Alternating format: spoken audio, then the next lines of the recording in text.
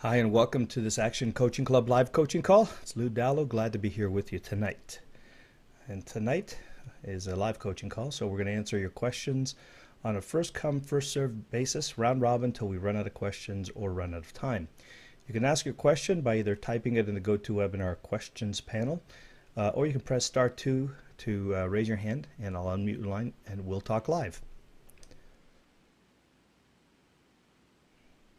So tonight, ideally, I'd like to invite you to talk about, the four pillars, if you will, the 4 or 5 pillars that you will, that we talk about as being essential to growing the business, which is traffic, leads, products, and sales or conversions. And of course, the element of running your business and developing yourself.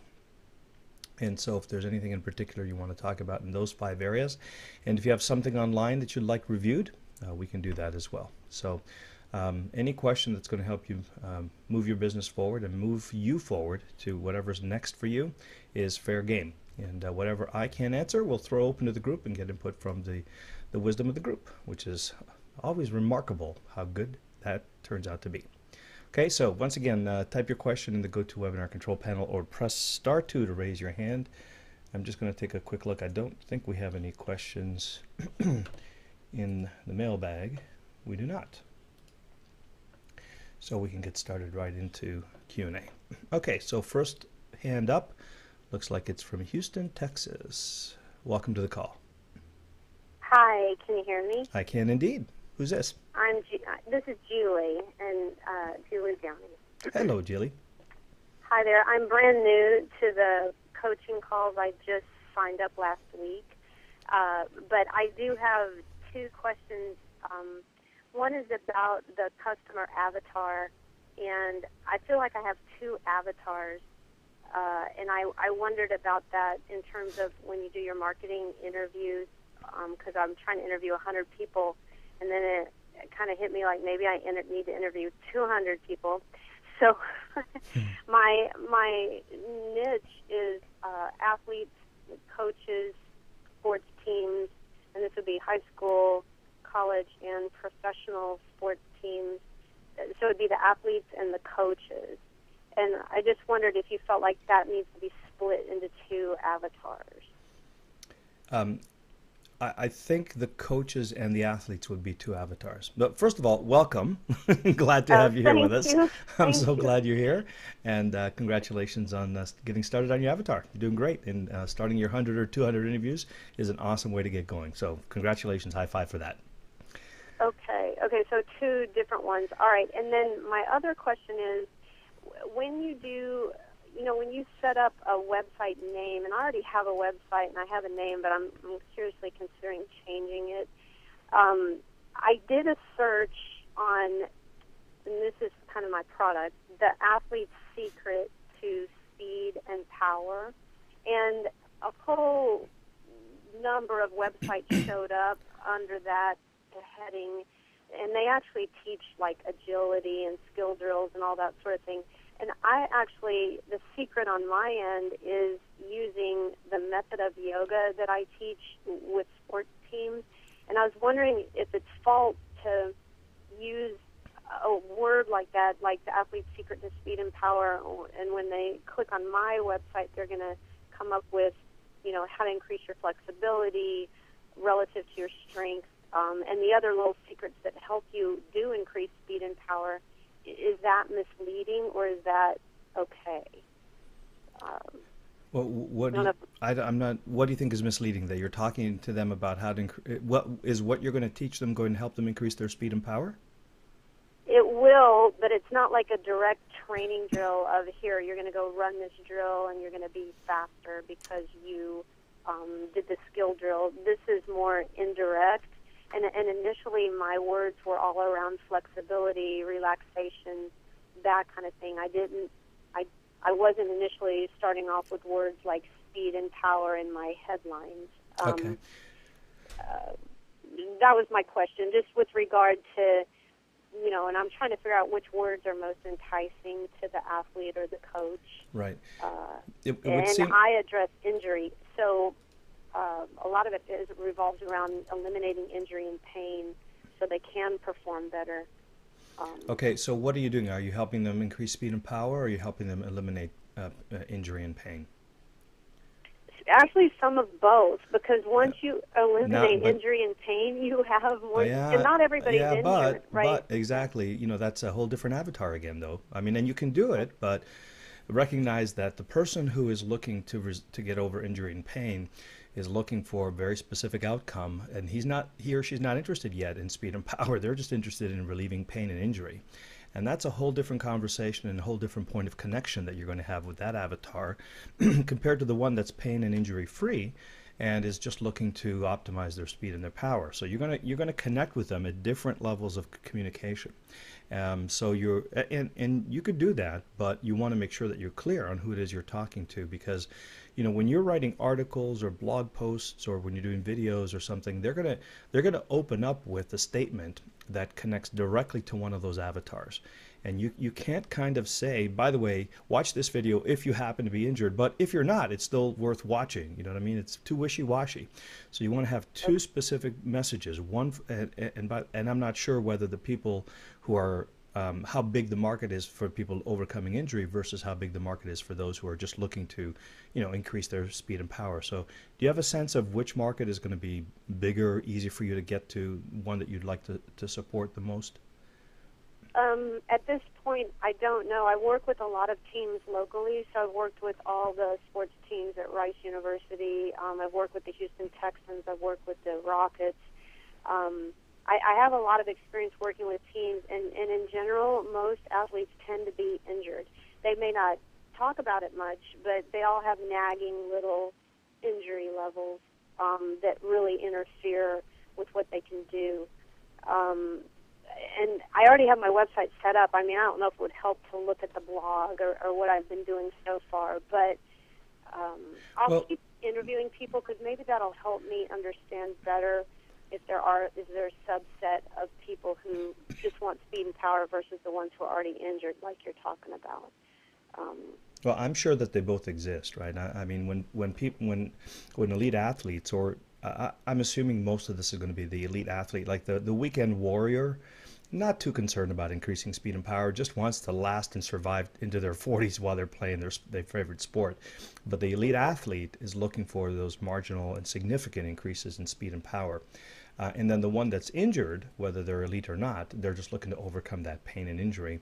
And in that case, the speed and power is not yet a concern. It will be once they overcome their injury, but at this moment, it's a different conversation. So, okay. so I think that I would continue to have those conversations, but it sounds to me like you're going to end up talking to a lot of folks who actually are injured by the sounds of it. And Right. Yeah, and I currently teach like the high school, not high school, college yoga PE classes. mhm. So, and in those classes, I get a lot of athletes just because they have to take it to graduate. Right. So, So let me ask you this: yeah. your expertise, your core strength, is it in helping people use your technique to heal injuries and overcome pain, or is it most helpful for them to get more speed and power?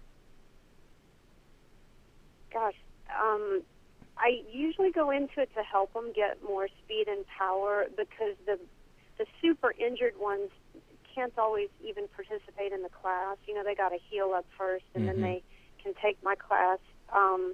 When it's an injured guy, it's a lot of times one-on-one Mm-hmm. versus in a group situation because there's just considerations that have to be there for an injured Sure. person. Sure. And I did on my own a research study for 2 semesters, and I involved over 100 students. And we measured, because I was getting these really great results from the kids in their end of semester essays, and I wanted to measure it. So I basically tracked it for a year, and I got doubles, like 50 to 100% increases in mobility, hip flexibility, shoulder flexibility, upper body strength, the length of a breath, the ability to relax. I had all my little bullets, like these were areas I totally proved it out with my groups. Mm-hmm. But at that time, I didn't know about these questions, so I wasn't asking the kind of marketing interview questions I'm asking now. Mm-hmm. I was just trying to prove that what I did actually could give you a result that you could measure. Yeah. And so I I proved it. But it wasn't about injury, although in the course of the study, people would say, well, my hamstrings are not, they don't hurt anymore, like they feel like they healed up, or my low back pain has gone away, and now I can run better.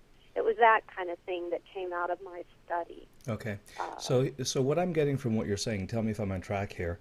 I'm getting that your primary focus is actually helping the athletes develop more speed and power, but that what you do also, number one, helps them heal injuries, but also gives them the kind of flexibility and conditioning that prevents them from getting injury. But you're not really focused on helping injured athletes recover or heal, right?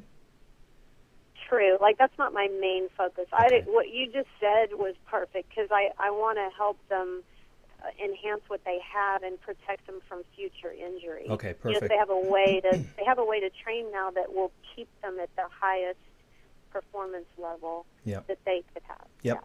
Okay, so sounds to me like that's a pretty good angle, and I would probably, based on what you're saying, I would probably deprioritize the idea of what you do helps them to overcome and heal injury. But I think it's a great benefit to have as to be able to say. And by the way, if you've quantified this, I'd love the idea of you saying double your speed, triple your power, with and never be injured again. You know, that kind of thing would be really excellent. So when you're talking about speed and power, if you can quantify the kind of results that you're getting, and then make that part of your headline or part of your well, not for the domain because it's a little long, but for a title for an info product, I think it sounds awesome. Double your speed, triple your power, never be injured again.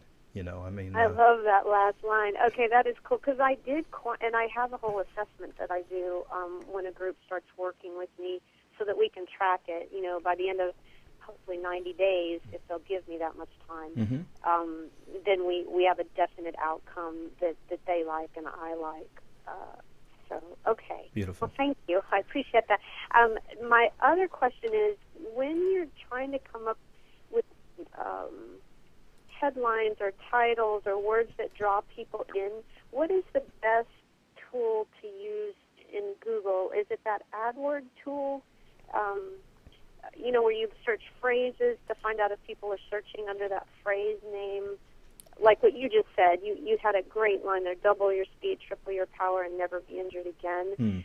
Do you search under those exact phrases, or that was what was confusing to me when you're trying to research your own phrasing for a website? Well, I think there's a balance, and there's kind of two different audiences. So when you're doing keyword research, your audience is kind of the search engine robots. It's not really your avatar.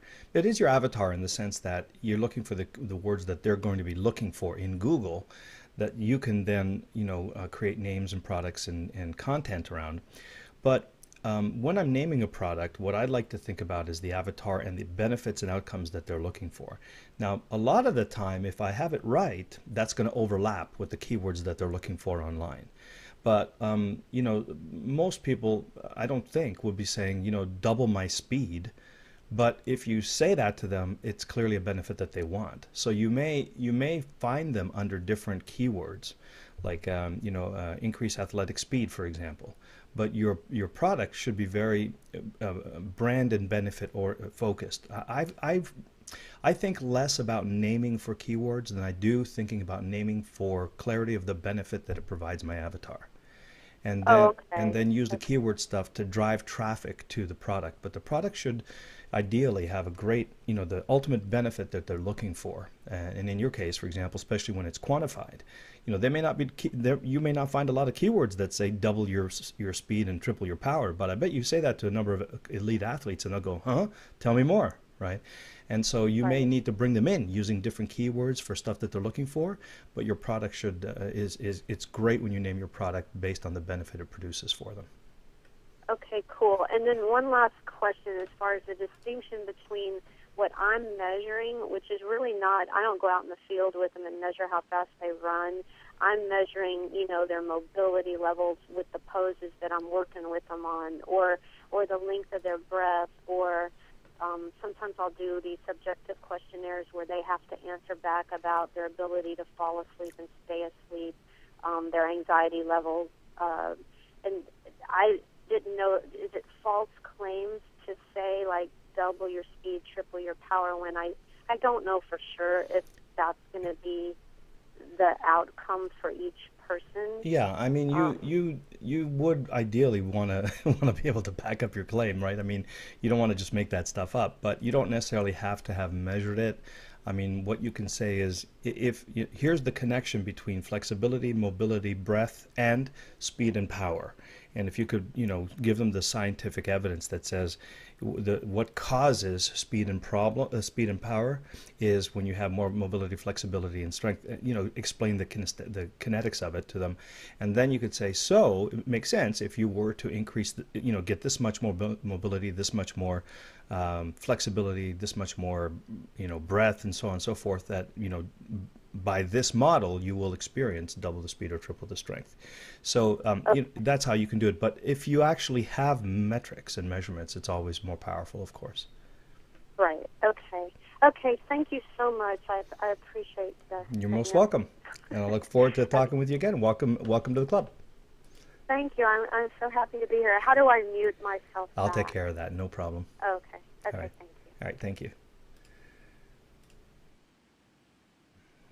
Okay.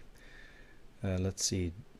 Don says, what are your recommended free traffic sources?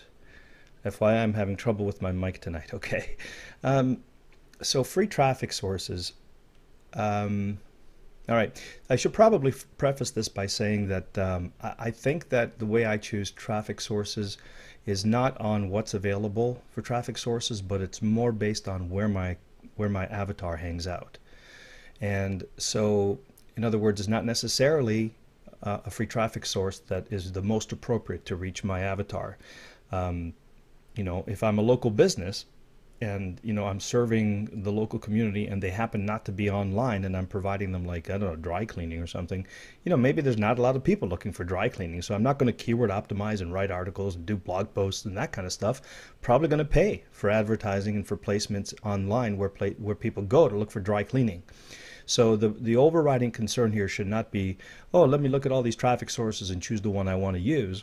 The overriding criteria, for me at least, is where is my customer looking for the kind of stuff that I'm offering, and how do I get in front of that traffic?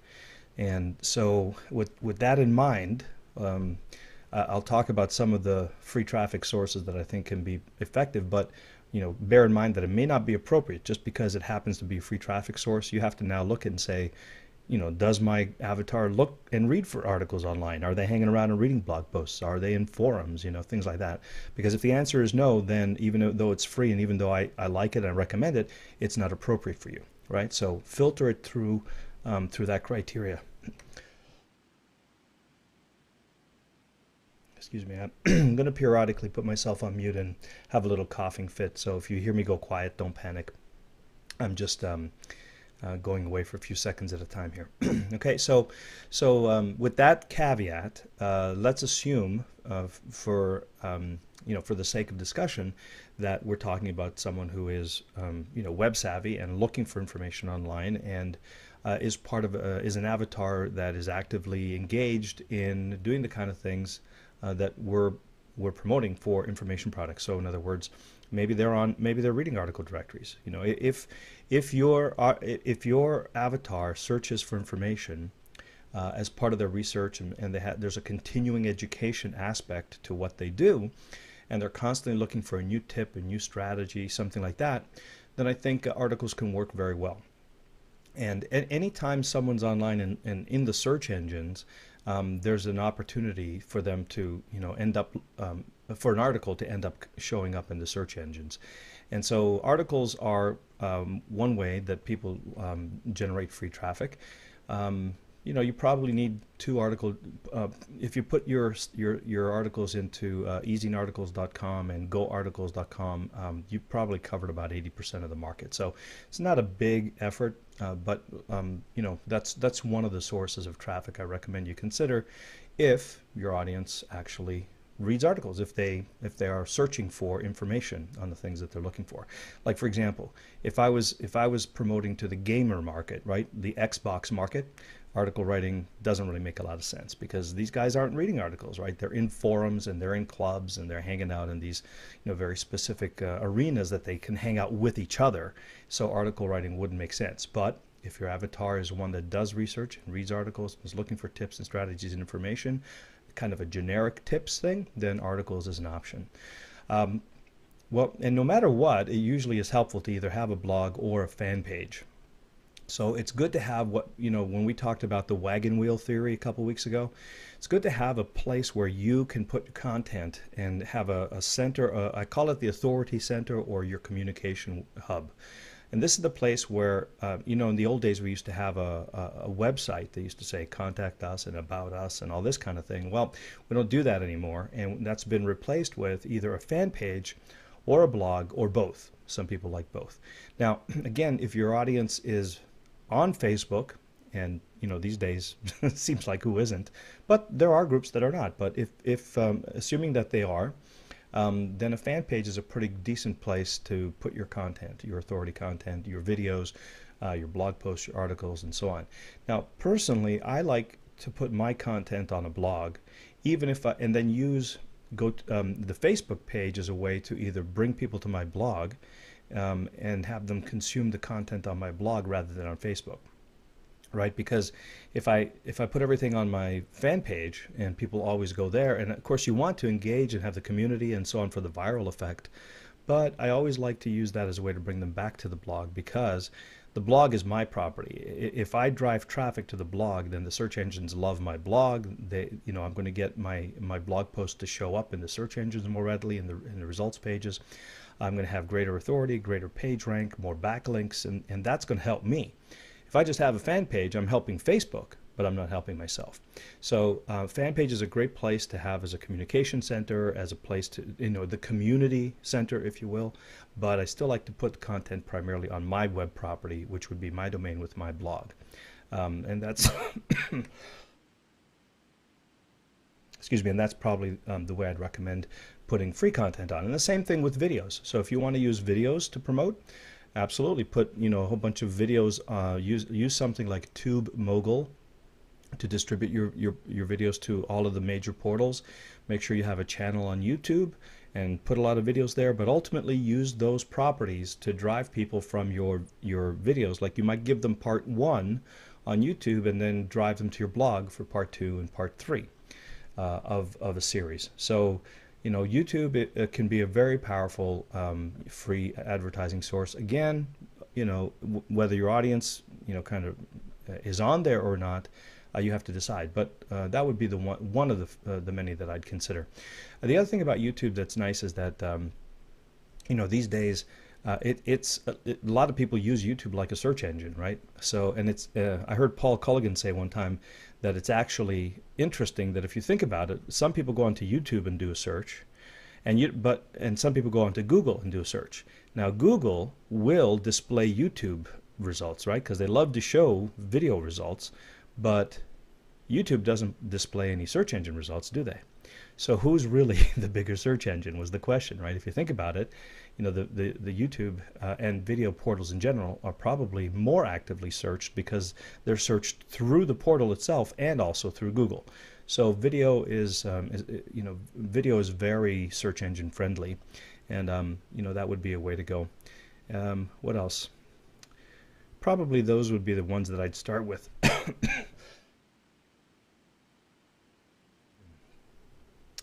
So blogging, fan pages, Twitter. I'm not a big fan of Twitter, but a lot of people say that they like it.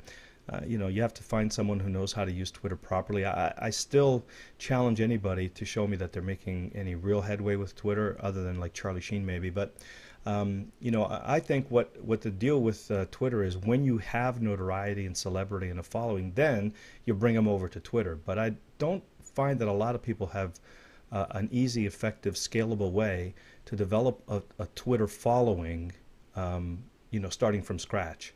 So I think it's okay if you have an account and you broadcast your stuff on Twitter, but until you have a following, I mean, What's the point, right? So I think I would rather build a list first. See, my approach still is build a list first, because then if I have 1,000 people on my list, I can drive 1,000 people at a time to my fan page, to my YouTube videos, to my blog post, and have 1,000 people that hopefully will follow me on Twitter. Then it makes sense. Then all that social media stuff makes a whole lot more sense. Until then, the free stuff is going to take time, to get out there and for people to find, because it's got to be indexed into search engines. It's got to be search engine optimized. It's got to be competing with all the other free content and everything out there. So yeah, I mean, you can do that stuff, but it's a tough slug. It's slow going these days, because the internet today is not like it was 10 years ago. 10 years ago, you could put up a static page about anything and be ranked #1. Not the case today. Now there's a lot of people, a lot of companies spending millions of dollars to compete for the most profitable keywords. So but those are the ones that at least you have SEO property. At least you have equity and brand exposure. And I would probably use something like Ping.fm and TubeMogul.com to broadcast out to as many different portals as I can the same information. So the key to free content for me is to have it out there in as many different places as possible if you're going to use that strategy. Now, my personal favorite free traffic method is joint ventures. So you may have heard me say before, I've run my entire, like if you look online for me, you won't see a very active blog, a fan page I just put up there and started, posting my feed there. I don't drive traffic there. I don't even know. I think I have a Twitter account. I've written one article in my life, and I have a thriving business. Well, how do I do it? My strategy is joint venture partners. So I work behind the scenes a lot. I go to conferences, I meet people. When I go to conferences, by the way, as much as I enjoy talking to everyone in the audience, my goal is to catch the speaker after he's finished his presentation or her presentation. They've finished selling all of the stuff that they're going to sell at the back of the room. He's taking a big deep breath, feels like he's done well. Then I like to go up and say, hey, have you got a couple minutes? I'd like to interview you or see if there's some way I can help promote your product. That's my #1 strategy. It's networking and joint ventures. And then through that, it's basically holding events like teleseminars and webinars nowadays.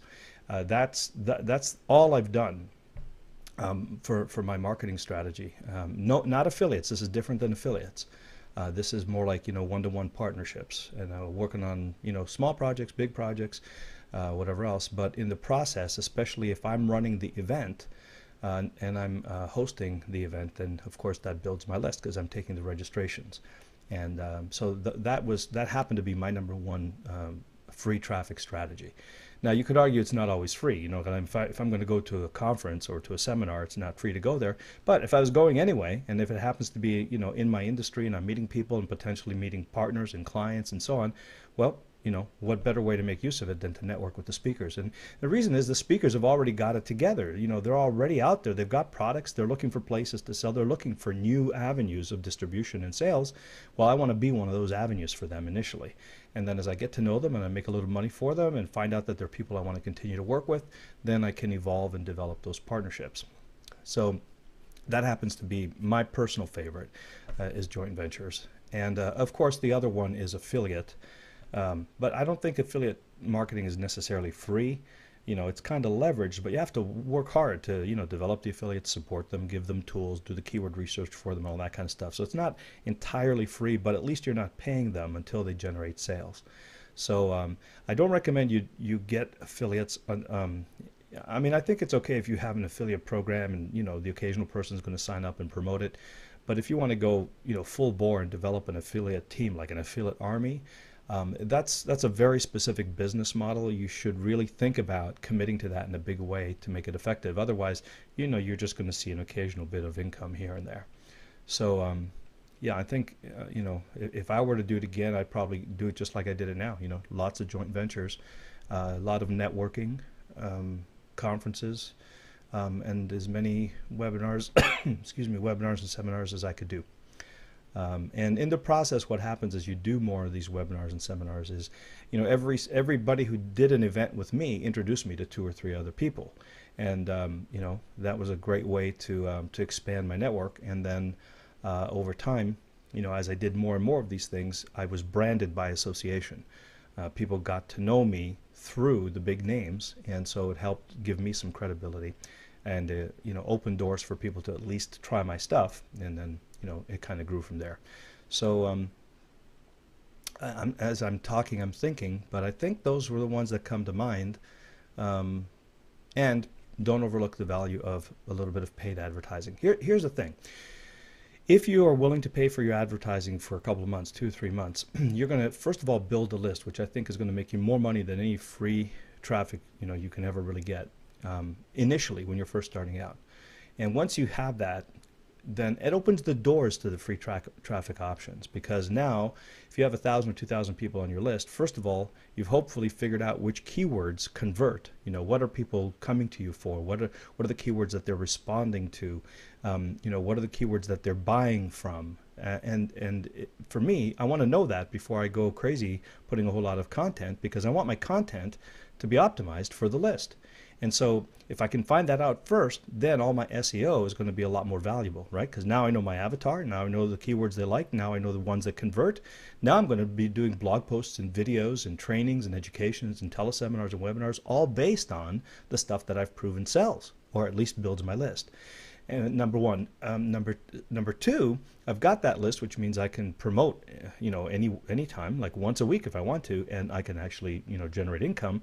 And then finally, that gives me momentum. If I have 1,000, 2,000 people on my list, and I invite everybody to follow me on Twitter, or if I announce, hey, I've just released a fan page, boom, instantly I can have 500 or 1,000 people on my fan page, and 1,000, 2,000 people following me. And if I have that list and I put a video up on YouTube, or put it up on my blog, and I announced it to my list, I say, hey guys, I just put up a brand new video on XYZ. By the way, I know XYZ converts, so I know they're going to be interested in it. Then all of a sudden I drive 500, 1,000, 2,000 people to YouTube. YouTube is going to say, oh, this must be an interesting video. And if my audience actually comments, now I'm going to get attention from YouTube, right? So all of the free stuff leverages and works better if you spend a little bit of money up front figuring out what keywords convert and building that list. It's weird, but the list generates the value in the free stuff.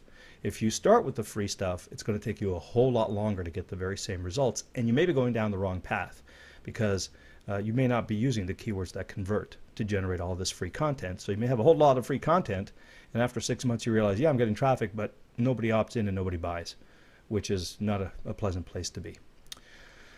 Okay, Don, so hopefully that gives you some options, and it also gives you some perspective on things you might consider trying. Thanks for the question, though. Great question. I'm having trouble finding my mouse. There it is. Okay, so I've got someone with their hand raised in, it looks like Moncks Corner, South Carolina. Welcome to the call. Hi, Lou. It's Cheryl. Can you hear me? I can. Hi, Cheryl. Hi. I want to tell you how much I appreciate all of the information and all of the knowledge that you share with us, because it's pretty amazing. And for somebody who hasn't really been, I've always had brick and mortar kind of companies, and to branch out into this whole internet world, the World Wide Web is kind of huge. So thank you for making it, at least trying to make it simple. I'm doing my best. Thank you. I appreciate the acknowledgement. Let me give you a little bit of information about what I'm trying to do, and understand that, I am new to the whole internet side of things. I've had other companies and always been an entrepreneur, but what I want to build my business on is I am a registered investment advisor. So I can deal in products. I'm actually an independent, which means that I can sell products from literally hundreds of different companies, ING and Prudential and Hartford and anybody you could name, pretty much. So I have a wide variety of products, which is the thing I love about that is that ING might have the best product for somebody in one situation. Maybe Prudential has the best long-term care, and maybe Hartford has the best annuity or whatever. So it's really nice that I can not have to be proprietary. Okay. So what I've been able to, I'm launching a software program, or it's a software program that I've actually purchased from the person that developed it, and it's a full-service financial package. Basically, somebody could ask me how they save money on their taxes. They could ask me how what's the time value of money, or what is the opportunity lost, or any of these things that some people might not even think about, but I can show them ways to build wealth, which is what Eben talks about so much, and it's about building wealth instead of having money. And so there's like 7 different areas. There's retirement ready, or, can you really afford to retire? How long will it take you? Calculate how long your money will last, how long you have to work. Mortgage master, which is how long, if you should refinance your home and what rate. Mortgage net worth, which is exactly what net worth you have, in any properties you own. Tax master, which is 6 different areas on saving money on taxes or tax strategies and things like that. Qualified plans, which is 401ks. College planning, if that's something that they need. And then a toolbox, and then basically a spending game, which is to keep the lifestyle that you want to keep. How much money is it going to take? So I'm really excited about the software program. When I listen to the calls and I listen to the people that call in and all of the training that you do, they're basically selling kind of a product. They're selling a book, or they're selling this or that, which is kind of like to me, it's more of a one-time sale, or, I know you want to bank it to where you can, have them buy in. But I guess one of the things I've really wrestled with is, who is my avatar? And that's because my avatar is so wide. I mean, anybody who is going to buy a home, anybody who gets an inheritance, anybody who has a parent that has to go into a long-term care facility, anybody who is making a few dollars and says, hey, wait, do I want to pay off my house, or do I want to pay off my credit cards, or do I want to invest the money, or whatever? So I've really wrestled with a lot of that, and I've been kind of slow in getting into the process just because I kind of backed into it from the brick and mortar side. But now I'm at the point where I think one of the things that I've been able to do is I've tried to narrow down my avatar. And so what I'd like to know is what you think about a couple things. The name that I have online, and the name that I have incorporated, is called Rocket City Enterprises. And okay. if you I'm Google here. Rocket City Enterprises, you see that there's another company in Orlando, which is a venture capital company, but they have all kinds of information online. And I just wonder if all of the ping, ping, ping, ping, ping about that company is going to be something negative if people look and try to look for me. What ping, ping, ping, ping? What does that mean? Well, it means that they've had venture capital issues, they've raised money, they've issued new stock, they've got stockholders that are saying this and saying that and whatever like that. They don't have the domain name, but I just don't want I don't want people to look at that and all of a sudden see. If you look up right now, if you just check out Rocket City Enterprises, you're going to say that my landing. I'm going to have the web page comes up number 1, but after that, it's the company in Orlando, the venture capital company. So I wonder if I shouldn't change my name. I mean, Rocket City I'll keep, but should it be Rocket City Financial Coaching, or should it be, Rocket City USA? I mean, I thought it would be really cool to use Bruce Springsteen's Rockin' in the USA, but use that kind of, Rocket City USA, or I don't know. Yeah, I mean, if this is, this looks like a fairly active company, almost 1 million results. So I probably wouldn't want to compete with 1 million other web pages for Rocket City. Let's see what happens if I just type Rocket City. And there's Rocket City USA. What is Rocket City, though? Is that kind of what they call the area that you're in, or? Actually, no. Rocket City is just kind of a name that I thought was really cool. Rocket City is actually where they launch spaceships or something, and that's why I couldn't get Rocket City as a domain name itself. But I just thought it's cool. And the logo I have, if you click on click on that one.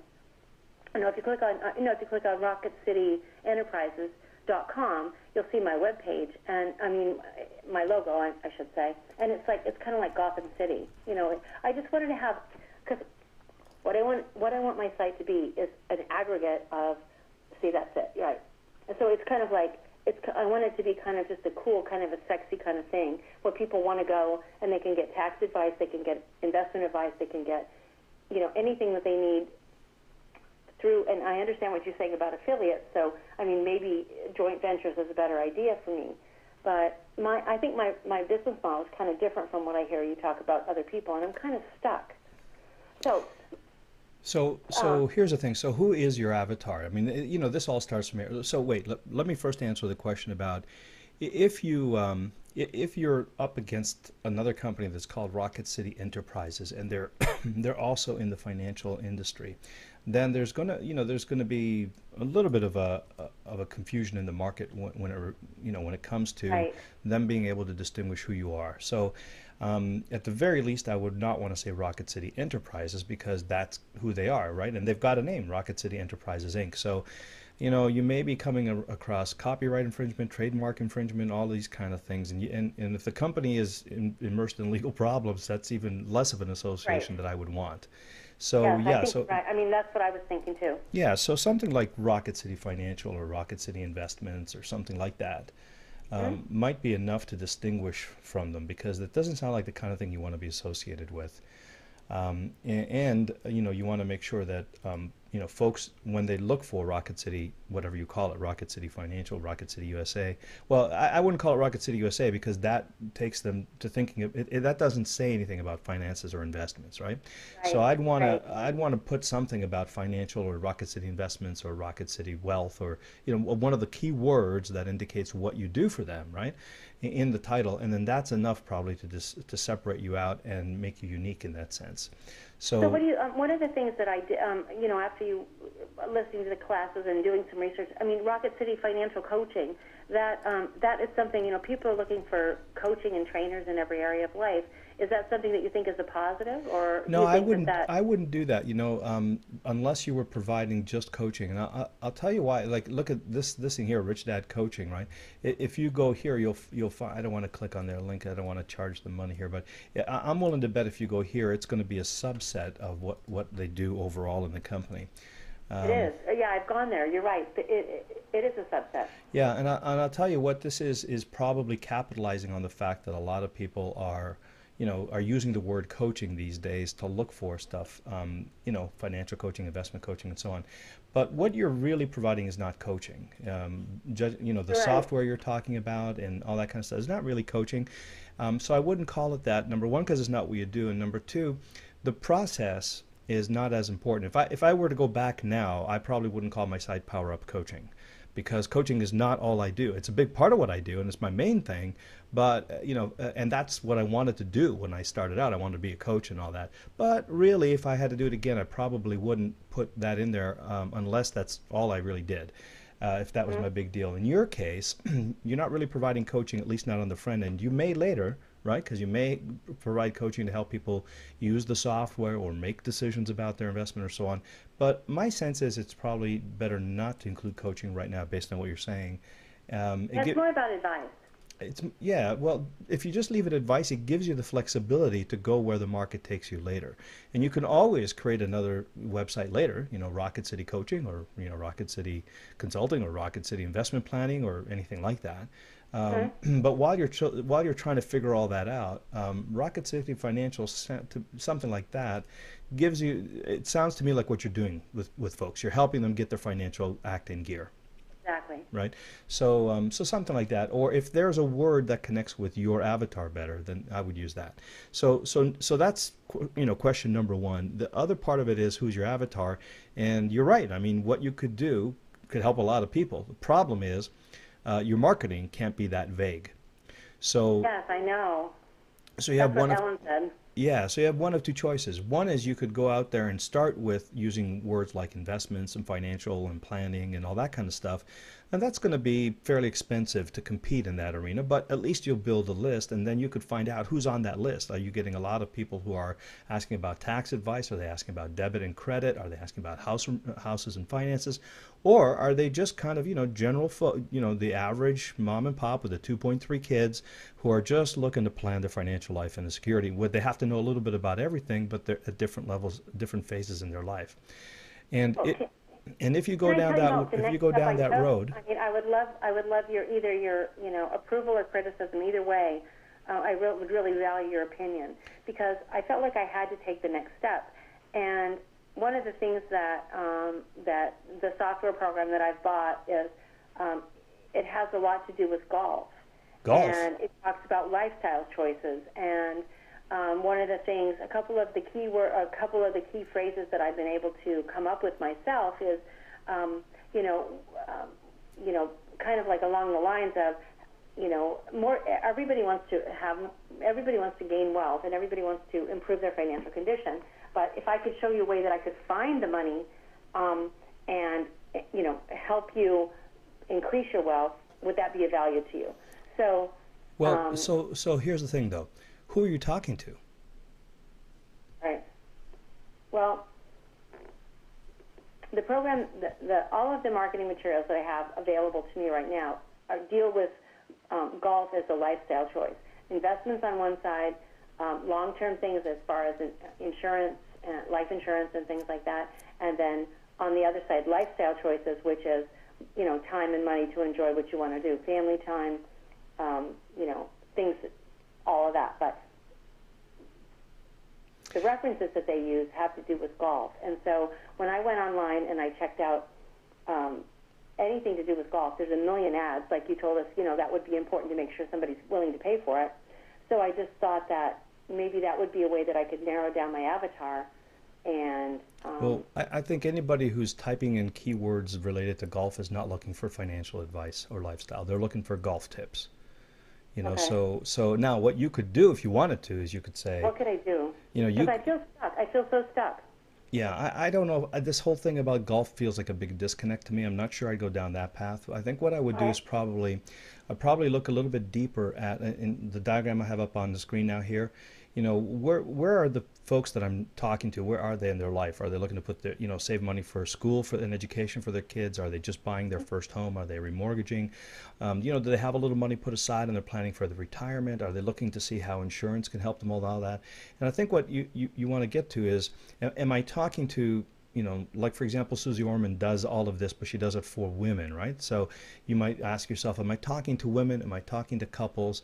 Am I talking, you know, maybe you want to be, you know, the financial planner for the gay community. I mean, that's an interesting kind of sub niche and market. Right. So you want to definitely, and by the way, you could serve all of these, but what I'm really talking about is what your marketing at any point in time is going to say. Yeah, that's right, and that's what I'm having a problem with, is trying to narrow it down and take at least one step in a direction, you know? Yeah, so what you can do is, I mean, do you have an affinity for any particular group? Is there a group that you've served in the past that you find that, you know, they're easy to get to, you understand their situation, you empathize kind of with what they're doing, and you have a facility for supporting them? Well, I don't know. I mean, I guess I would always say that I have affinity for women because I've been a single mom, and, you know, I've had to scrape and scratch and put my, you know, get my life together, and so I guess that would be one thing. Okay. But Yeah, okay. I'm So not really sure that I mean, okay, so I want you to take a deep breath because I feel that you kind of feel a little scattered here and you're not sure which way to go, but that's okay. Don't worry, because that's part, you know, chaos always precedes clarity, right? It's just kind of going to happen. And so let it happen. Hallelujah. Let it happen, you know, let it, because this is just your mind exploring all the different options. And you know, at some point what you're going to want to do is you're going to hit on one and you're going to say, you know what, that sounds like it could work. Let me test it.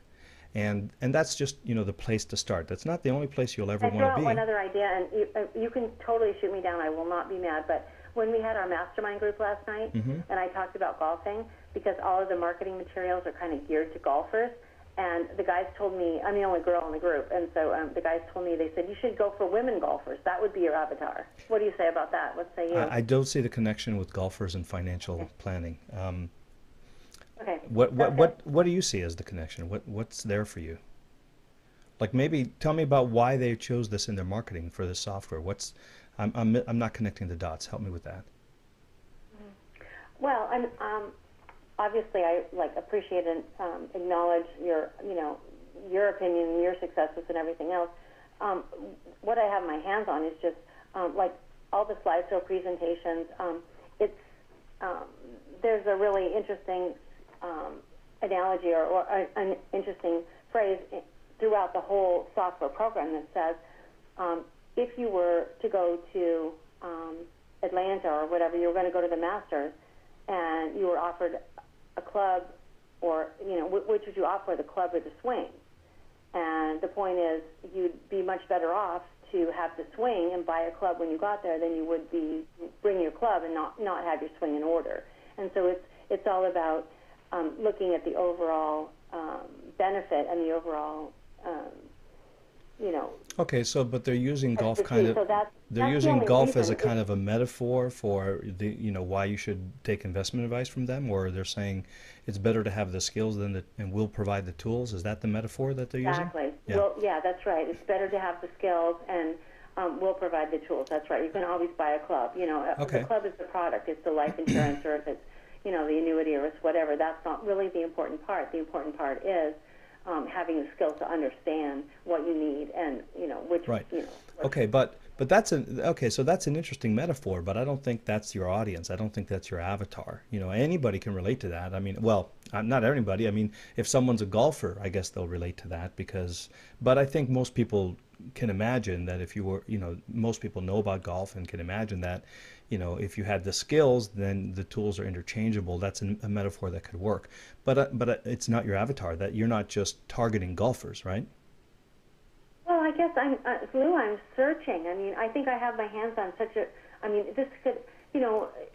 could have huge value for a lot of people, for like so many people. And I guess I'm just trying to figure out one little area that I can target and one little way that I can do it, so that I can at least, I listened to that I forget who you interviewed with Ezine, and he was saying just take one little step, but take it big, take it massively. And I just want to find that one little inroad, and I guess Right, I'm just so- kind of hoping that maybe you can help me to figure out which step I should take. And Well, I think here's what I'm getting to. What keeps coming up for me is it's really counterintuitive to say I can help everybody, because when we start from that place, we're helping no one, and the only reason we're helping no one is because we don't our message isn't clear. So I often say to people, look at Tony Robbins, for example. Now, right. he's a success coach, right? And he'll help you with finances and lifestyle and nutrition and all that kind of stuff. But everybody says, see, so that's what I want to do. And I say, yeah, but 25 years ago when he started helping people overcome their fear of snakes. That's right. Right? So what he started was with a very specific problem and a very specific market, and then sort of branched out to more and more sub niches, if you will. So I guess my strongest encouragement from me tonight would be to take a look at all of these options that you have, and I think you want to find a combination of one that you have an understanding, empathy, and affinity for. And number two, that there's enough of them in the world that you could actually, support a business with. And just start testing the market. So you can't move forward if you're trying to, attract a lot of markets simultaneously. But if you can just get one avatar, and by the way, avatars, you'll refine them and refine them and refine them over time. So it doesn't have to be, you don't have to guess right first time out. You just have to take a guess, take your best shot, and then put it out there and start doing some testing. Start driving some traffic, see if you can build a list, see if you can find out where these people are. Do they read ads? Are they in forums? What works best? And then sort of develop it from there. Do that quickly. And so my approach is, every 2 or 3 months, if I'm testing a niche, I'll go out and I'll run some paid advertising. If I can build a list of 500 to 1,000 people in 2 or 3 months, that's good enough. I'm going to focus and drill down on that. If I can't, then I start saying, so what's the missing ingredient here? Do I not have the right product? Do I not have the right message? Or is the market really not what I thought that it was? And then I'll reevaluate, and I'll either, dig in a little deeper because I believe that the market is there, or I'll try another niche. So just, test it out one niche at a time, and always work to your strengths. Work on the market that you think you have the greatest affinity for, the greatest understanding for, the greatest passion to help. Like, I don't know. I mean, are you a golfer? No. Yeah. So if you were, it'd be really kind of cool to say, I can talk to golfers. I know their language. I know what they want. I understand them. I know their financial situation. I know what happens with their money and where it gets into danger and all the rest of it. But that's not really kind of where you're at. So it wouldn't seem to be a perfect fit. However, you did say, well, I'm a single mom. I know about scraping and surviving, and I know about what I have to do financially to make my life safe, secure, and thrive, and my life and my kids' life, right? And so I need to think Right, about stuff exactly. like home and school and education, insurance, and all that kind of stuff. And there's a lot of single moms in the world who probably could really use someone who understands their situation and can say, Mhm. I've done this for myself. I'm a financial planner. I know this stuff, and I've got this great tool. It's going to develop your skills to take care of yourself, so you never have to depend on anybody again. You're completely self-sufficient, independent, and creating wealth and safety for your kids and family. That's not See, a that's bad really place to start, powerful. right? That's, hmm What do you So think? if I What do you went think in that about that? direction, ask you one closing question. Then, if I went in that direction, Hmm. just take it to the next step for me. What if that were you and that were your passion? What would you do? Right. So then what I would do is I would do as much to get clear on what are what are the problems that these moms face. And so first I'd say, so what is the age range that I'm looking at, and where are they in their lives? Are they divorced? Are they single moms who've never been married? Are they dealing with with a partner or not? Are there legal fees involved? Do they typically have one kid, two kids, three kids? Do they have any education? Are they typically like university educated or high school educated? Have they ever run their financial affairs before? Are they aware? And then I'd list things of all the things that I knew were problems when I was going through it, i.e. when Hmm? you were going through it. And I'd say, geez, I wish when I was going through this, someone told me about how to get great insurance. I wish somebody would have told me about that product. I wish somebody would have told me that if I just chose a different bank and a different vehicle, that I could have I could have had 3 times the wealth Right, today, right? And right, then I and would that's start. exactly what I can do. You're right. Perfect. That's perfect. And then I would start reaching out to single moms who probably are experiencing very much the same thing as you and saying, here's what I went through. If you're going through this, let me show you how I did it for me. Maybe it can help you as well. And then Wow, that's bring them great that way. advice, Lou. Well, thank you so much for taking my call. I appreciate that, and it sends me in a new direction and gives me a lot of work to do, but it feels a lot better. Yeah, beautiful. Beautiful. And, Thank you. it's just a place to start, right? See how it feels, see how it develops. But, Right. I think it's always great when you are your market, you're going to have a lot more empathy for it. Right. Okay, I can see what you're saying. Thank you so much. You're welcome. Good luck. And will you check back in and let us know how you're doing? Of course, of course. I'm working hard, so I'll let you Awesome. know. Beautiful. Thank you. Thank you. All right.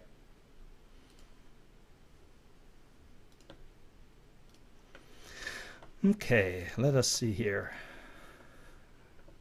So Don says, super thanks.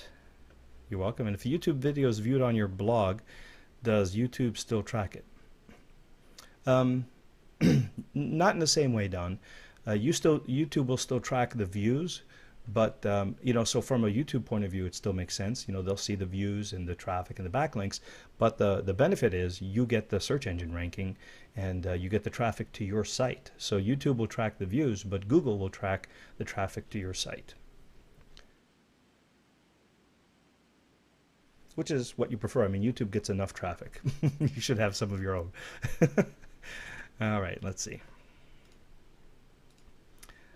Aleem says, I'm in the process of creating a new website using WordPress. However, I'm not sure which one would be better, WordPress.com or WordPress.org. I'm planning on offering training modules on the site in the future. Thanks. Aleem, there's no dispute in my mind here. WordPress.org is the best way to go. And it's the best way to go for a lot of the same reasons we were just talking about, the SEO value, before. If you go on WordPress.org, you're going to get a lot of traffic, to WordPress.com, you're going to get a lot of traffic for WordPress. You're going to, by the way, you also get a lot of traffic because WordPress is such a big site and there's a lot of, people visiting and so on.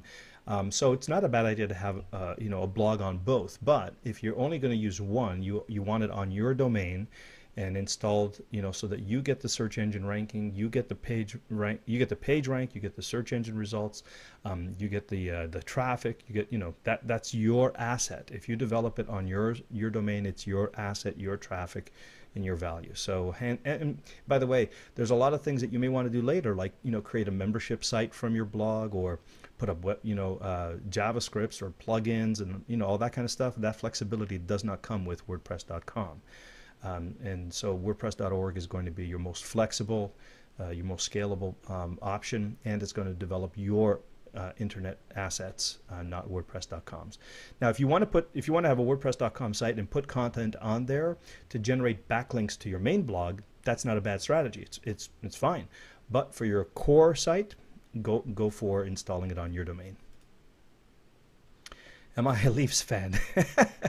Well, I don't know. I'm kind of yeah. I guess I'm an old diehard Leafs fan, but not really. You know, I don't follow professional sports too much anymore. I used to be in the Junior Bs here, actually, in Toronto. So I kind of have my heart in it from way back when, but I'm not actively a fan. Just kind of a warm place in my heart. Hi, Karen. And Karen says, can you talk about what to do when you lose your motivation? Oh man, great question. We've worked really hard on our product, and not being computer geeks, learning a ton of unfamiliar information to get our product, website, etc. up. We've sold a few copies of our product, and the people who bought it seem to like it, but now we need to work hard on marketing and selling the product. The only problem is I feel burnt out and have kind of lost interest for the moment. So what do you suggest? Oh, Karen, that is such a great question, and I think it's such an individual thing. Ultimately, I guess I would ask you, is this something that you're passionate about, and how does it fit into your life in a bigger picture? If I normally find if I really love what I'm doing, then I don't mind doing what it takes to make it happen. But if I don't really like it, then all the things you're talking about become really frustrations and annoyances. So, so number one, I think, check in with yourself and make sure that it's something you're passionate about. Number two, I think a lot of the things that you're talking about have to do with you not being in your core strength. You're not being in your labor of love. And so, I think you're in a position now where you might want to consider outsourcing or partnering with people to do some of the stuff that needs to be done, but that you're not crazy about doing.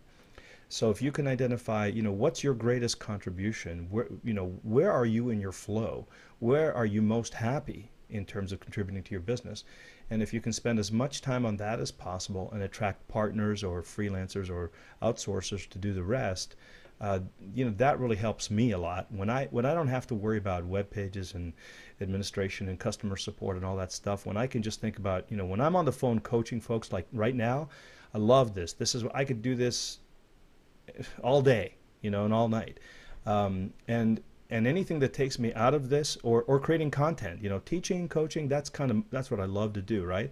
And doing deals, if I'm doing a joint venture, or licensing something, or creating a program or something like that, okay, all that stuff I love to do.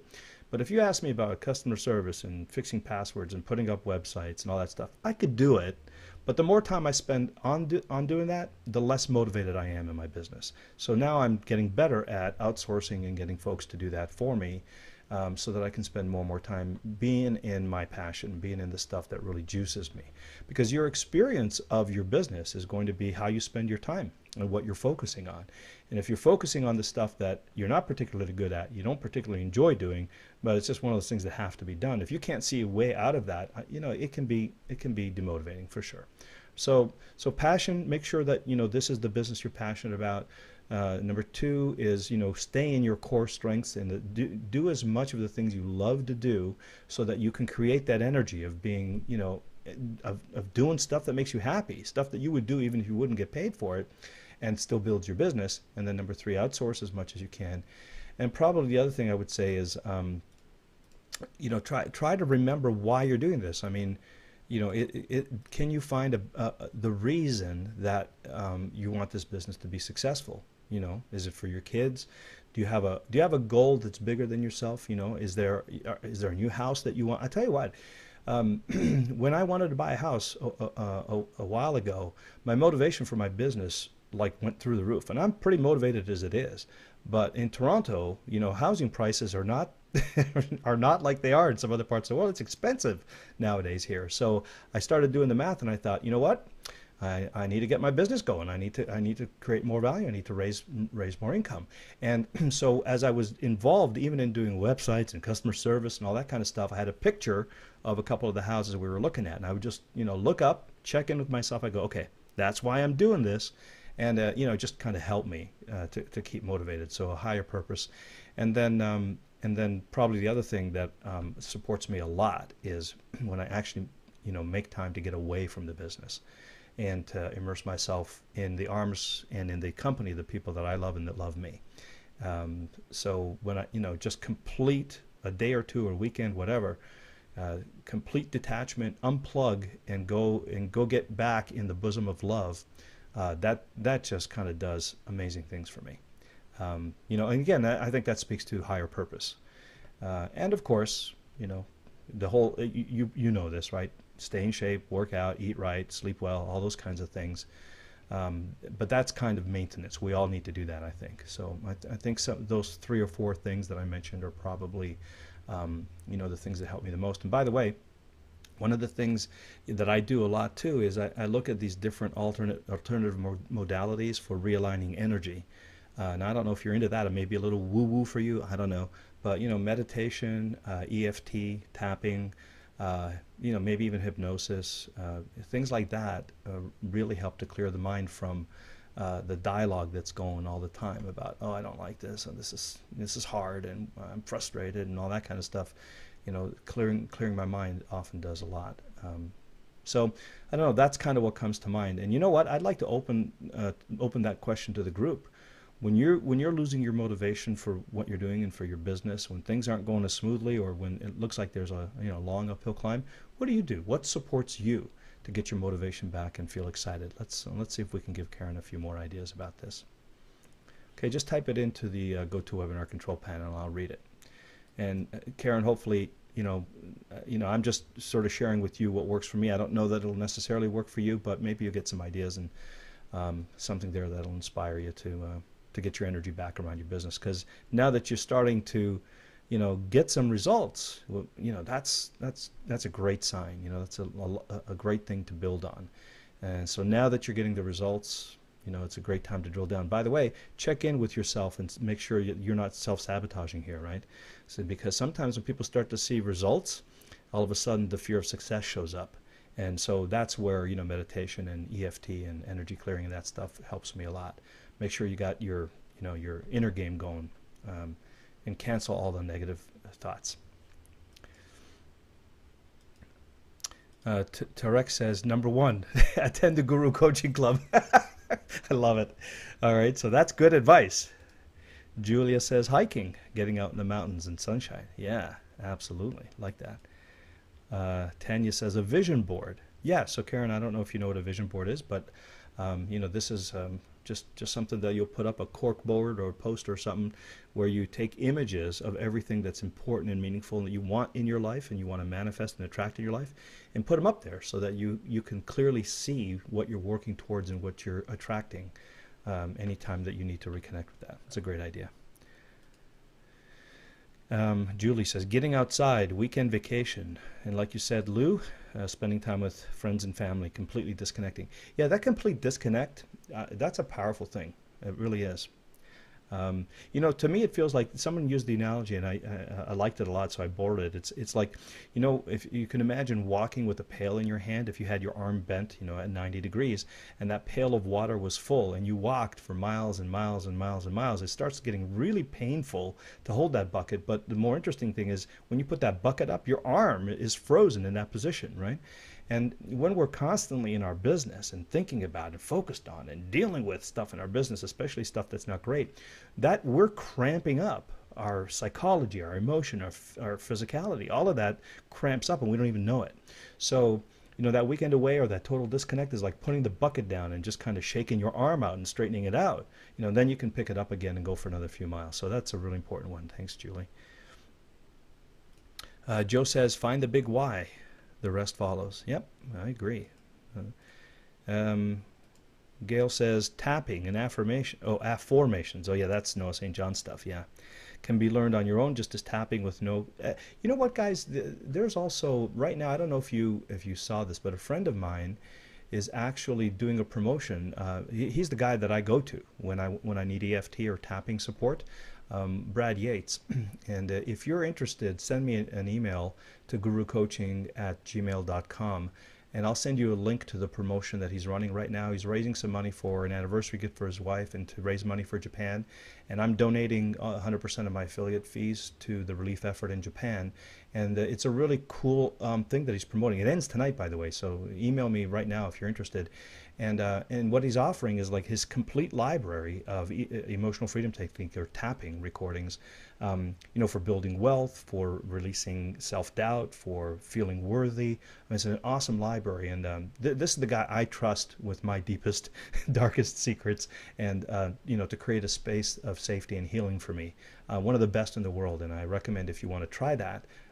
It's an outstanding modality.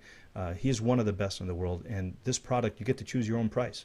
He's making a recommendation, but you can choose. There's a whole range of prices you can choose from. So, price should not be an object at all. You can access this. So, the email address is gurucoaching.com. Excuse me, gurucoaching@gmail.com. Julia says, I bought into it and watched some videos. I've done tapping before. He has great videos, another affiliate with affirmations that are coming every day. Yeah, he's an amazing guy. Tarek likes to write goals and read them every morning and read them with conviction. Yeah, a little NLP going on there. Great. And Gail mentions Noah St. John. If you're interested, I don't know his website, but I know Noah personally. He's an awesome guy. I think his site is noahstjohn.com. The Success Clinic. There you go. And you can check out some of his stuff. Oops, I'm doing this on my other website. You can't see it. I'm sitting here merrily, going over to the websites and whatnot. Success Clinic. There it is. Okay, that's Noah. You can check him out as well. Ken likes to go someplace busy, shopping mall, public park, hotel, lobby, finding a comfortable place to sit and watch the world go by. Can be really interesting, relaxing, and fun. Gives me a sense of being rather than doing. I like that. Yep. And it's fun, people watching, isn't it? Yeah, lots of great ideas here. And Julia says, and getting into my art studio when I can just play, don't have to create just the things that sell. Yeah, great. Excellent. Yeah, if you're a musician or an artist or something like that, great way to start using the other side of your brain to get back into that creative, relaxed, free state that is not about marketing and business and websites and all that stuff. Great, Julia. Thank you. And Tarek says, watch the Guru training and make it a ritual to watch at least 30 minutes a day. Hey, you're a strong advocate for this group, Tarek. We need to get you into our marketing funnel. There you go. So there's a few ideas for you, Karen, and there you go, tapping into the wisdom of the group. It's an awesome thing. Karen says, thanks, Lou, and everyone else. This is very helpful. By the way, I am an EFT practitioner and a hiker. Awesome. There you go. So you should call Brad and see if you can help, if you can partner with him. And that'll help your business too. Ta-da. Beautiful. So, Miss EFT, tell me where, well, you know what, we'll promote you when you get your product together, I'm sure. By the way, let me ask you this just out of curiosity. If we set it up so that we created an opportunity for you to create a product and present to the Guru Coaching and maybe have your video, your recording of the event in the Action Coaching members area, would you guys be up for that? Give me a show of hands, just either star 2 on your control panel or just tell me and just say yes, like Wayne is doing in your GoToWebinar. Ooh, lots of yeses. I love it. Okay, you know what? That's done. Well, I'm gonna set that into motion right away. Love it. Thanks, you guys. It's great safe place for you to practice, right? And to reach out, to network, and to get your freebies, your freeline content done. Fantastic. Okay, done. I'm going to work on that. Okay, Kareem from St. Martin wants to give us an update. Okay, awesome. Kareem, I don't. Are you online? Because I don't see your hand up anywhere. So maybe you can help us out there. All right, so let me check in with Julia, and Kareem, if you could raise your hand in the meantime, I'll check in with you shortly. Julia from, looks like Colorado Springs, welcome to the call. Hi, Lou. Manitou Springs, but that's close enough. Okay, fair enough. Prettier. We actually have springs. Oh, nice. Okay. How can I help you today? Well, I've been playing around with essential oils for a long time now, and I realized that one of the website that I've been on a long time has technical difficulties for making it really functional. So I opened up a new website and started playing, and I feel much better on how that's going to work.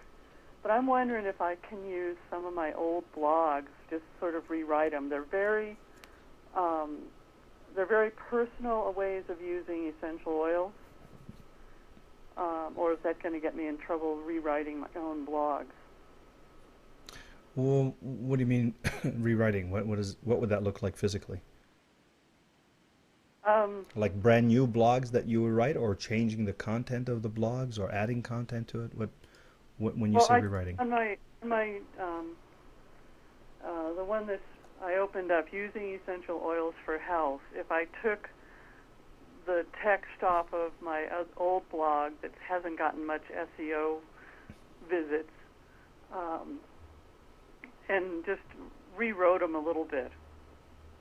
It would be same content as on my other blog, but with a little bit of rewriting. What do you think that's going? What are you hoping to get out of that? Like, what's your end game? What's your strategy? I've already written about 80 blogs or posts over there, and if they haven't been seen, they're good information still. Mm-hmm.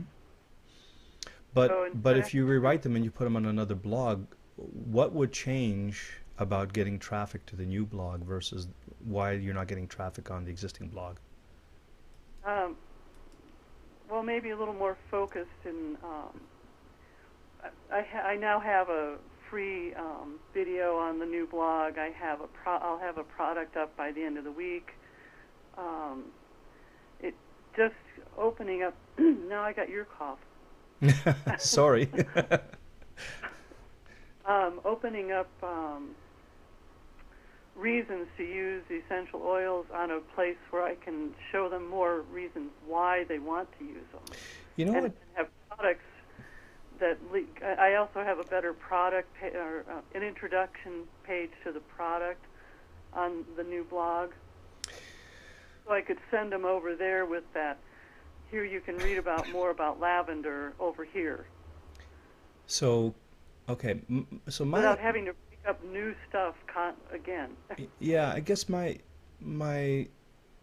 sense of it is what's coming up for me is that I would rather build on something that's there than start from scratch. But it's not going to hurt you to start from scratch. I mean, the old blog will still be up and everything. But I guess my main question would be more around. Look, blogs are not traffic generators in and of themselves. So, putting up a new blog and creating more posts, that's not so much the traffic generator. What the traffic generator is, number one, to SEO optimize the titles and the posts and all the rest of it. Number two, to get a lot of backlinks to your posts. 80% of SEO and traffic is going to be people pointing to your stuff, and 20% is going to be how you optimize the posts. So if you're going to do the new blog, I don't think it's just a question of changing redoing the material. I think it's redoing it so that you optimize for keywords that actually are being searched and for which there's traffic and for which you can create some backlinks. It's almost like I'm almost thinking if you created a bunch of social media properties like Twitter and a Facebook page and Squidoo and Hub Pages and WordPress.com and Blogger.com, and you created little excerpts of the post that you have on your blog and then point back to your blog from there, that probably is going to get you more traffic than to just repost the blogs under a new domain. Now, so if the content isn't any more search engine optimized on the new blog, and if it isn't any more, if you don't have any more backlinks to it, I think you may end up finding that you'll end up with the same results. You just, recreate the same outcome. So my encouragement to you is, can you identify, what it is about the current blog that's not getting traffic that you might want to make sure you don't reproduce in the new one? And I'm not really. Part of it is it's got a back part that's attached to it as a website that I can't seem to detach from it so I can get all my pages working properly on the old one. It's a technical nightmare for me. Okay. And I already have two more backlinks on my new one than I did on my old one. Okay. And why do you think that is? Is there something about the content or the keywords that you're focused on? That's what you want, right? You want backlinks. So what are people resonating with? Is it the content? Is it the keywords? Why are you getting the backlinks this time? I'm not real sure. That's okay. Sort of a surprise to me, but I also, it just seems like a cleaner way to go with, already I'm not anywhere in the search engine with the older one that I can find. Okay. You know, my name in Manitou Springs or essential oils in Manitou Springs, I come up, but not many people search for Manitou Springs, although I've got some foot traffic that way. Okay.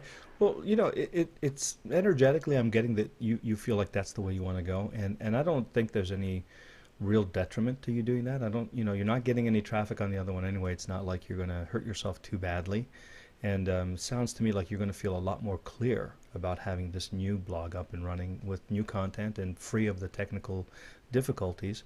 And so if it's not going to hurt you, but it's going to make you feel happier and more free, and you're hopefully going to optimize a little bit better this time around, then go for it. Go for it.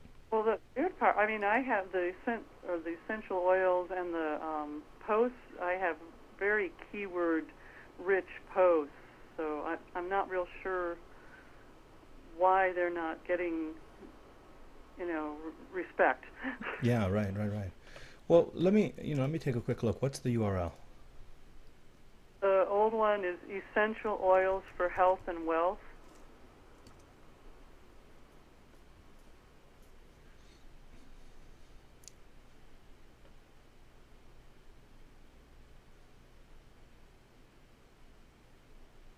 And that's the one that I have all these nasty spammers coming to. Is this a WordPress blog? Yeah, they both are. But this one it got started as a NetObjects website that I put this blog on. So I have to have blog at the end of the. Oh, I'm sorry. So .com/blog. Yeah, I was there. So I have to always make it say that it's a blog and isn't the main. I can't seem to technically switch it, and I've talked to net firms, and they didn't help me very much, or NetObjects. They don't talk to me. Anyway, so. This is interesting. So according to Google, I don't think they even have your blog indexed here. I'm telling it to look at your site and tell me what keywords your site is optimized for, and it's coming back with like no search results. Oh, there we go. Oh, where are we? But it doesn't like /blog. So so your main domain is okay, right? Using essential oil for sleep, all that kind of stuff. So that's okay, but when I tell it to look under your blog and do a search, see, it's coming up with broken links. Okay. That's, as I said, it's a technical nightmare. So go look at using essential oils for health.com. You do like these long titles. Using essential oils for health.com. Okay. What did I do wrong? Using I've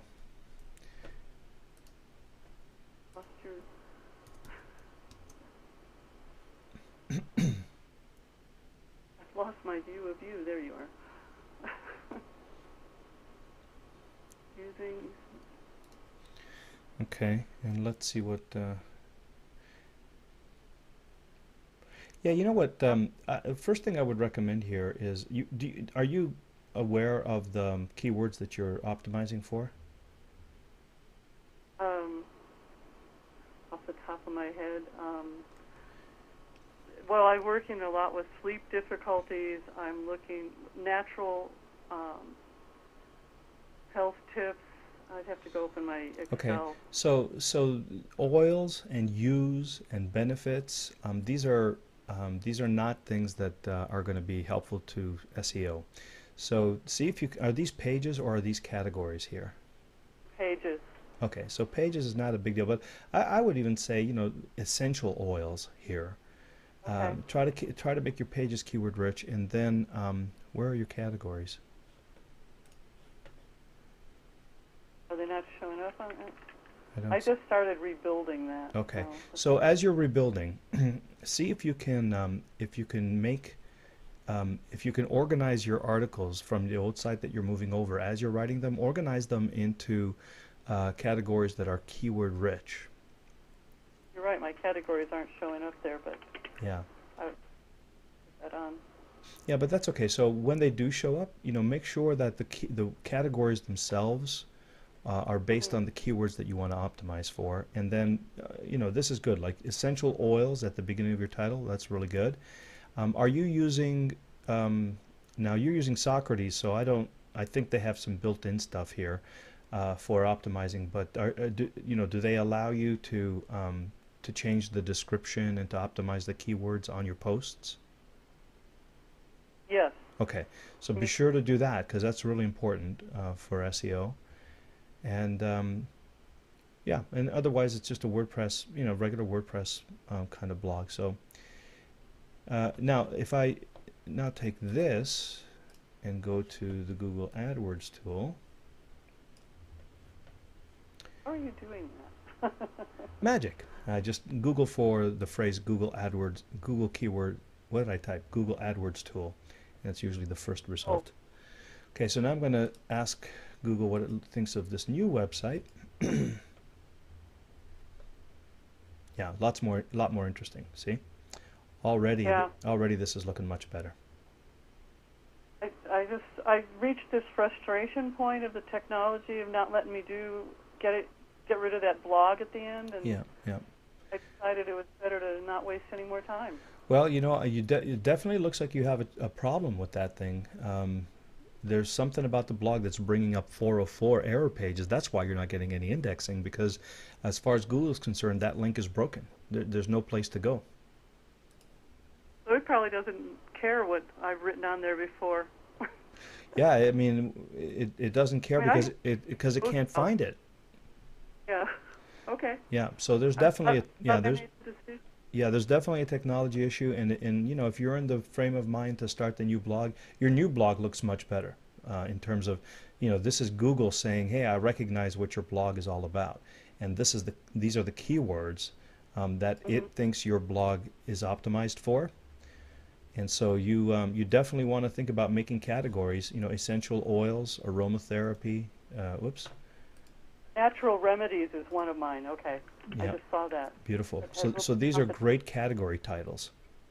Uh-huh. Sleep aids, herbal remedies, essential oils. These are all great categories to have. And then when you post articles, you know, assign them to one or more of these categories, and you're going to come up, you know, in really highly searched phrases. Okay, but there seems to be there seems to be an issue there with your old blog. There is a technology issue, or maybe I don't know. But Google thinks the pages are broken. It can't find that blog by the looks of it. That's why you're not indexing. Well, I'm just going to go on and go forward with something that's working better. Yep, And yep. Sounds good. um, Sounds good. Yep. I had Yeah, because one it more does look broken, so you may as well. You know, you're already way ahead of the game here just by these results. You're doing way better already. So yeah, keep rocking on that one. That sounds like a good idea. Thanks. You're welcome. And if you can find somebody who knows what they're doing to figure this out, it's probably a quick fix, you know. But until you do, and if you don't want to spend any more energy on, I think you're doing great heading over to the new blog. Nope, I've reached that frustration point where Okay. it's not fun anymore. Gotcha. All right. Fantastic, Julia. Rock and roll. Thanks for asking. Lou. Thanks for everything. My pleasure. Okay, now Kareem.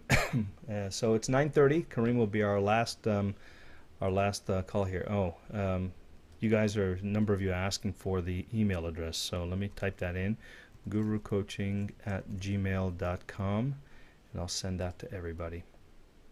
Okay, so you should have the Gmail address if you're interested in that product offer from Brad Yates.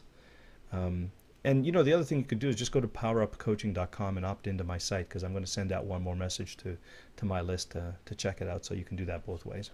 Okay, so let me see if I could do it here.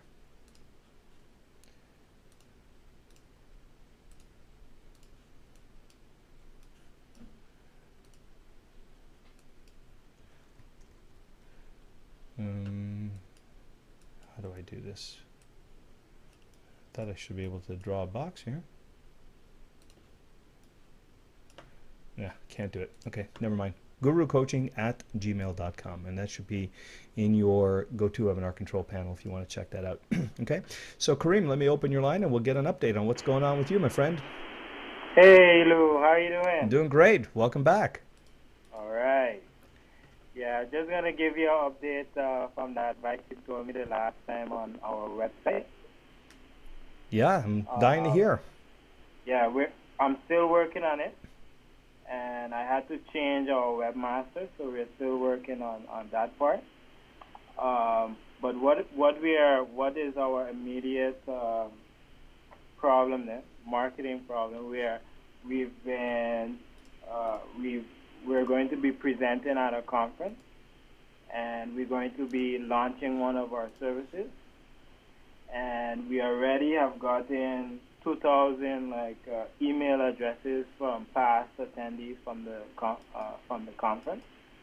And I listened to Jeff Walker a couple weeks ago when he was doing his product launch, and I want to do some sort of launch with the list that I got to sort of build a relationship up until the conference, which will be in June. Okay, sounds great. So where did those 2,000 emails come from? Well, the organizers from the conference give it to us.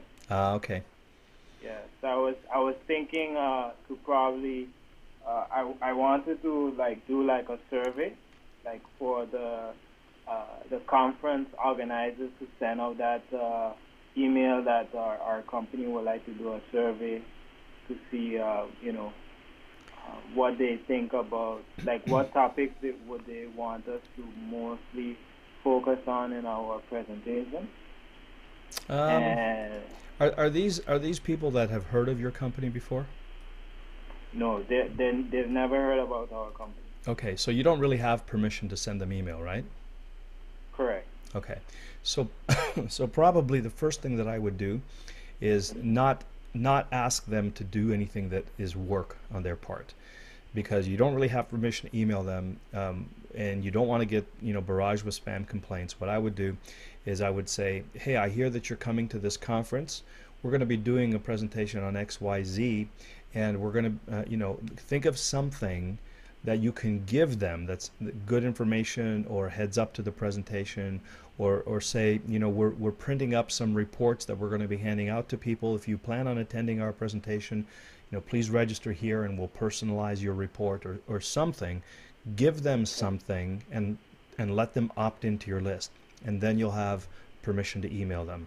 Because if you start emailing them too many times, they're just going to get annoyed, and they're going to complain to the conference organizer, and they're going to complain about spam and all this other kind of stuff. So think about 1 or 2 emails that you can send them at the most, and think about something that they might really want, and hopefully something that you can hand them at the webinar. In other words, if you can think of a personalized gift that you can have them come to your booth, so you could give it to them for free. Think of something really valuable that they might want, and say, we're going to put your name on it, we'll have a copy reserved just for you, personalized to you, and then you can just come by and visit us at the presentation, and we'll give it to you there. anything like that, then you accomplish number one, getting them on your list, number two, giving them a whole lot of value instead of asking them to do something, which, I mean, they have no reason to complete or participate in your survey. They don't know you from Adam, so why would they? And number three, actually encourages them to come visit you, so you have a chance to meet them at the conference. That's what I think I would probably do if I were in your shoes. Okay, and the two things that I was thinking of giving them Mm-hmm. is either a blueprint of our presentation or like a recorded webinar with some of the partners that we work with. Yeah, perfect. And Make it something that nobody else at the conference will get. You know, make it something that you tell them, I have your name here, you know, this isn't going to be available to everybody, we're not going to give it out, but we want you to have it, and so if you're interested, sign up for it, kind of thing. okay, and how do we build like interest in the new product that we're launching? Should we start talking about it now? Let's say we do like a recorded webinar. Should we post that out together with the gift, or should we not do that? No, Or should we I think it's a good idea, but be careful with it. I mean, you know, this is a bigger question that I can't answer real quick right now, but I would say it doesn't hurt if you know, pre-sell. I don't know where your launch is going to happen, if it's going to happen at the conference or offline or whatever, so there's a whole kind of strategy involved there. But here's the thing. First and foremost, get them on your list and get their permission to communicate with them and let them show you that they're interested in what you have. That's step number one. And then number two, if you're going to launch something at the conference, then by all means you could invite them to introductory events or orientation events or something like that. But you know, probably they're not going to show up. Like when I go to a conference, I don't want every vendor, you know, giving me webinars before I go. I'm not interested. I want to go to the conference. That's it. So you could do that, but I think that first and foremost, I'd want to get them on my list so that at least I know they're interested in what I'm doing. And then I don't think that I would launch something that way, you know, at the webinar. I might, you know, I might do that as a separate thing, and just give them a reason to come visit you so you can talk to them individually or do a group presentation. You know, make sure that they show up at your presentation at the conference. So yeah, so give them a little bit of information, some reports, you know, some education, whatever else, but don't overdo it, because you know, you don't want to, you know, this is something, if every vendor from the conference did, it would really be annoying to people. So yeah, so you know, gently, just give them a reason to come and see your presentation or come talk to you at the conference. That's the way I would do it. Yeah. Okay. Because the thing is too, when you go to a conference, you get the program, and sometimes there's two presentations that's going on at the same time, and you have to choose. Okay, should I go to this one or should I go to that one? You know? Yep, exactly. But the people who are going to come to your presentation are the ones that are going to be interested in your stuff, and the ones that don't come to your presentation won't be interested, so that's okay. But at least you can send out something for the ones that are interested. You can say, you know, when you come to, you know, if you want to pick up your special recording or your special report or your personalized gift or whatever you come up with, you know, come to the presentation, and we'll be handing those out to you at the end of the presentation. So give them a better reason to come to yours than the other one. But if you do too much before they get to the conference, I think it's going to be a little bit annoying. So 1, 2, maximum 3 communications, but mostly focus on getting them on your list so that you know out of those 2,000 people how many of them are actually interested in what you have. And then number 2, give them a really cool reason to come to your presentation and get a special gift for showing up. Okay. Yeah, I was thinking on the special gift being to give consulting hours for free, something like that. Yeah, maybe. I think, you know what, I usually find that if you give them something they can hold and use or watch or listen to or play with, that's easier for them to say yes to than consulting hours, because consulting hours they might think about, now they're getting me into the sales funnel. So don't raise that resistance right away. You know, when they come to get their free physical gift, recording, whatever else, then you can include and let them know, hey, you know, because you got this, you're also eligible for a free hour of consulting. Would you like to sign up for one? right? So once they're there, they get to know you, they hear the presentation, they know who you are, they feel a little bit safer with you, they know what you're selling. Then is a better time to say, would you like to spend an hour, having me help you with the consulting? Before then, I think it's too early in the sales process to invite them to consulting. So give them something fun and interesting and something that's within their control, that they don't feel like they're being sucked into your sales funnel yet. Give them value first and give them a reason to show up. And when they show up and they see your presentation, I think that's a better opportunity to offer the consultation. Yeah. Okay. All right. That really helped. So that was, I'm like drawing things on a paper, trying to figure it out. Beautiful.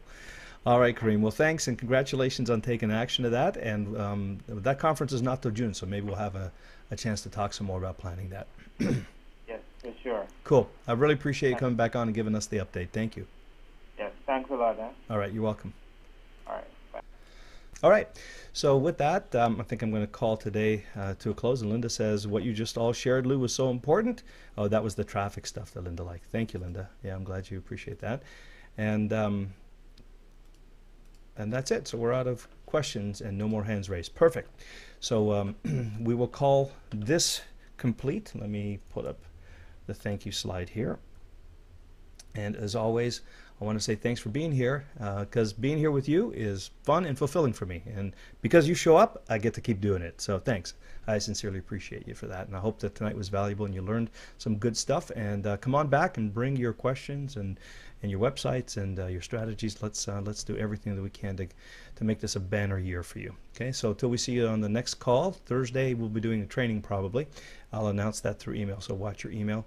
And until then, have a great week. Thanks for being here. Good night. Namaste.